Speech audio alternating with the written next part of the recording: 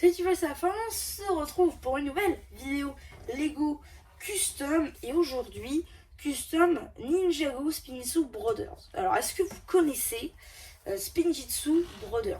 Alors en fait, c'est des livres qui sont sortis qu'aux États-Unis, je crois, à ma connaissance.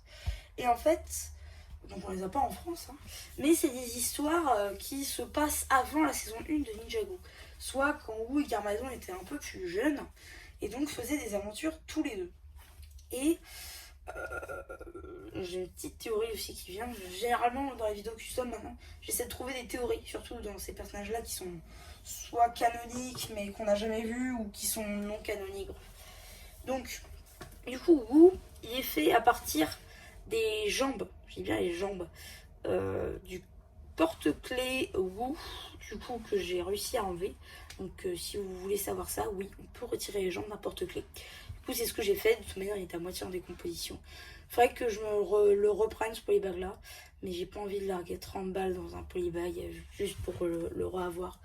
Donc ça m'embête un peu, donc du coup j'attends. Le torse, c'est celui de la fillonne de l'encyclopédie. La tête, c'est celle de Jack. Et ses cheveux, c'est ceux de Wu adolescent. Aussi, il a un petit sac à dos. Bon, ça se trouve sur tout écolier, notamment sur le polybag de Skatepark des enfants City. Je vous ai notamment présenté sur la chaîne avec Didi. Et du coup, ce custom, qu'est-ce qu'il a de particulier? Bah en fait, il vient du coup de Spinjitzu Brothers. Et ça, je vous l'avais dit. J'ai une petite théorie. Dans Spinjitzu Brothers, il y a un grand méchant. Je sais plus son nom. Il faudra que je vous mette, je vous mette un petit truc en montage, son prénom, je sais pas. Bref, je chercherai. Et du coup, c'est le maître des rêves. Beaucoup disent que après la saison 10, la saison 11 jusqu'à celle actuelle, ce ne sont que des rêves de Lloyd.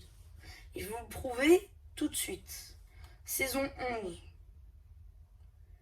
Saison 11, bah, c'est Lloyd qui va du coup c'est lui qui fait une épopée au royaume perdu. Enfin au royaume oublié. Non. Pas le royaume de jamais gelé là. Ah. Le royaume de retour. Le royaume de non-retour, c'est ça. Et du coup, il rencontre Akita. Saison 12, il a un petit échange avec Racer 7. Il fait son combat contre Harumi. Bref, que des éléments marquants. Saison 13, il a un petit traumatisme avec Harumi. Puisque il rencontre la princesse Vania. Donc il n'est pas super content. Donc il y a ça. Saison 14, c'est son chapitre. Saison 15, il n'y a rien de particulier en fait avec Lloyd. C'est la seule saison qui fait exception. Par contre, la saison 16, c'est sa saison. Il y a Overlord qui l'avait battu il y a de ça plusieurs saisons. Il y a 14 saisons donc. Bref, il y a plein de trucs qui reviennent comme ça. Et donc, c'est souvent Lloyd qui a des trucs en avant qui sont un peu mieux que les autres ninjas. Et en fait, pour moi, ça veut dire qu'on est dans ses rêves. Donc, vous voyez où je veux en venir? Pour moi, la saison 17 marque le début d'une nouvelle ère. Pour moi, ce serait le début, ce serait la véritable saison 11. La saison 11 à 16, pour moi, seraient les rêves de Lloyd. Et après, la véritable saison 11, c'est la saison 17. Et ce grand méchant ne serait pas Nadakan, comme certains le disent, mais bel et bien ce méchant qu'on voit dans Spinjitzu Brothers.